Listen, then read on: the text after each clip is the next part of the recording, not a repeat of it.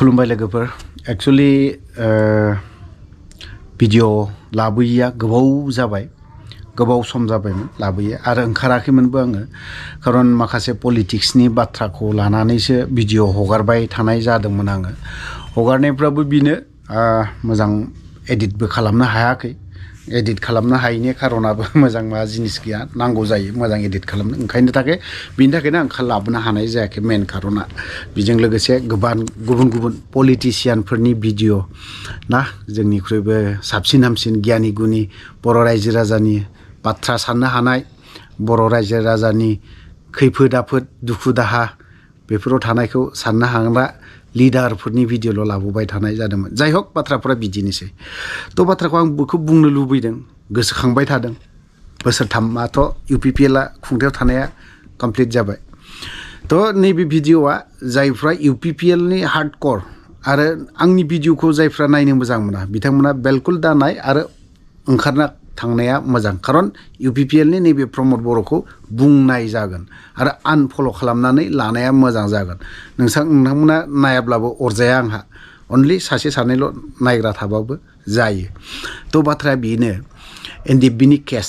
highness case आरो NIA case बेखौ बुङोब्ला प्रमद बर'आ माने बिखायाव सु हाबहोयो खेबनो सु हाबहोयो राकेश ब्रह्मनाव खेबनो सु हाबहोयो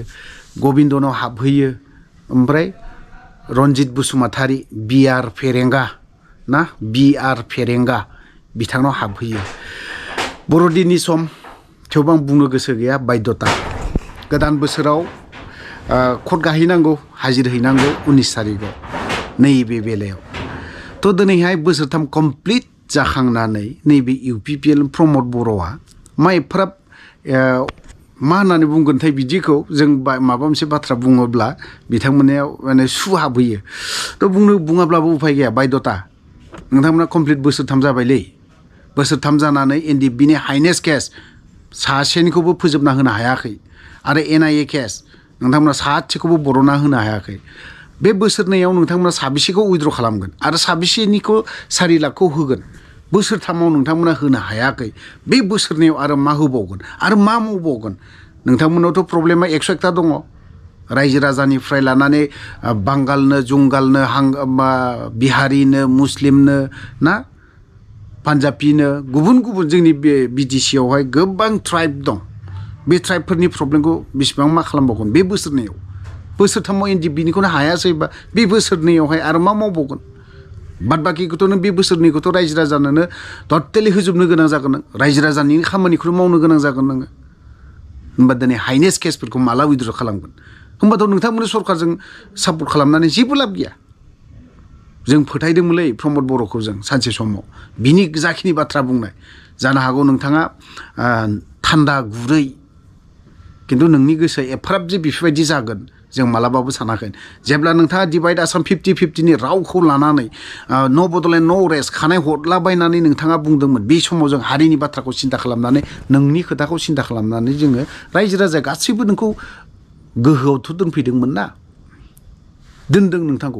नोंथाङा जुदि रायजो राजानि प्रब्लेम NDFBनि खोथाखौ जुदि साननाय मोनबा NDFBनि खामानिखौ जुदि मोजाङै मावना होनाय मोनबा बबे मोनसेखौलाय नोंथांमोनालाय मोजाङै मावनानै होदों NDFBनि जायफोरा दैदेनगिरि बिसोरखौल'सो खालामना होबाथ' जानाय नङाना NDFBनि दैदेनगिरिफोरनावल' केस गैयाना जोंनि सेंग्राफोरनावसो रासिन दङ हाइनेस केस गोनांफोराबोथ' NDFBनि जेसेबां सेंग्राफोर दं बेफोरनावसो हाइनेस केस गोजा सोर दैदेनगिरिनावलाय बेसे गिदिर केस दङब्ला जों ओरैहाय सासे दासिमबो जेलावनो दङ गासैनिबो केसा दिनै बिनियावनो जाजोबनानै दङ बेफोरखौ उदां खालामनो हायाखै दिनै NIA केस नांनानै थानाय सेंग्राफोर बेफोरखौ सासेखौबो उदां खालामनानै होआ जों फोथायदोंमोनलै बै समाव जेब्ला नोंथाङा उखैहाबनानै थानाय बेफोराव जोंबो बाहागो लादों नोंथाङा जि जायगायाव राजा लामा गाथेदों जोंबो बाहागो लादों बे समाव नोंसोरजों ओंखारफादोंमोन प्रमद बर'मोनजों दिनै जों नोंसोरनि बे समनि बाथ्राफोरखौ गोसोखाङोब्ला दुखु नाङो नोंथांमोनालाय रायजो राजाखौथ' नायखानांगोन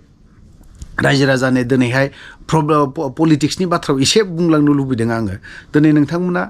अनसाय बिथांखिनो माबा माबि अरुनदयनो सोरबा UPPLखौ सापर्ट खालामाबा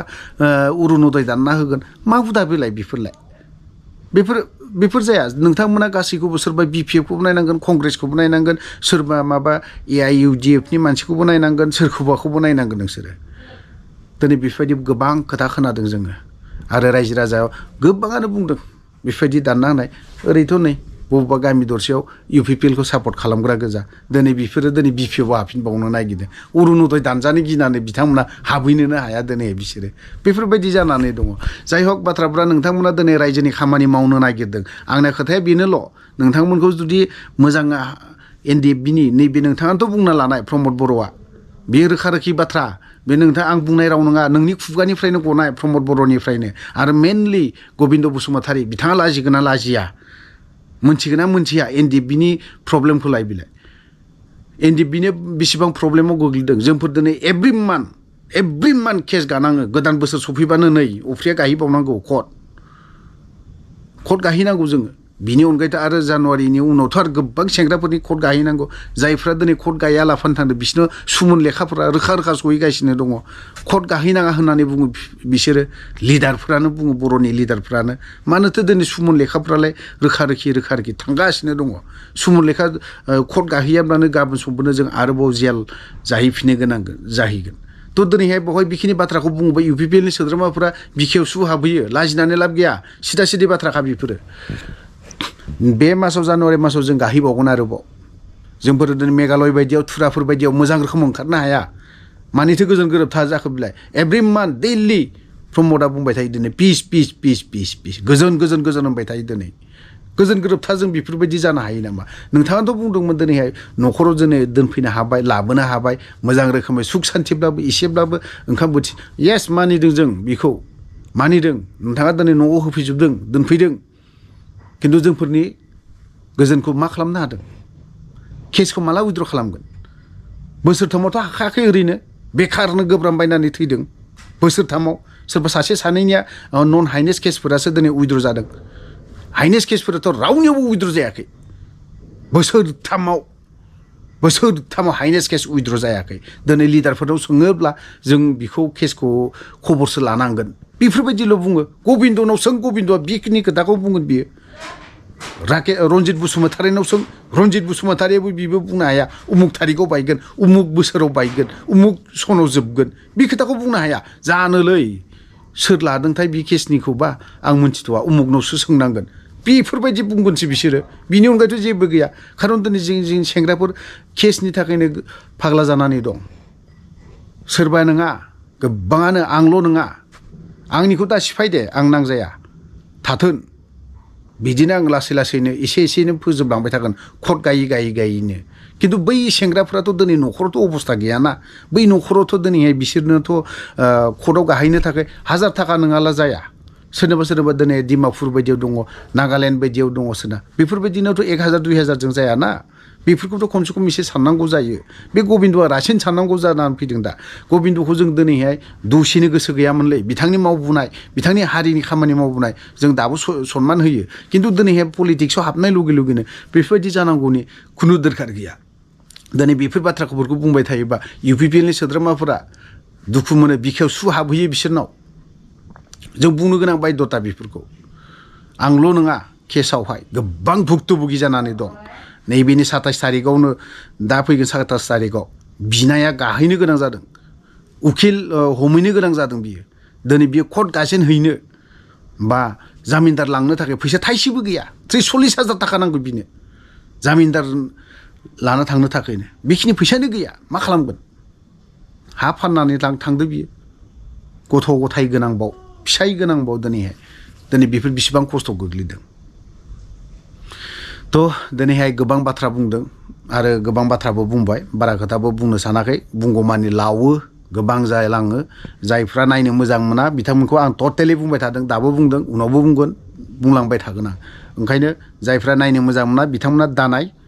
आनफल' खालामनानै ओंखारलाङोब्ला साबसिन जागोन होननानै आं सानो थ' लोगोफोर भिडिअखौ बारा गोलाव खालामनो सानाखै बावनो दोनथ'बाय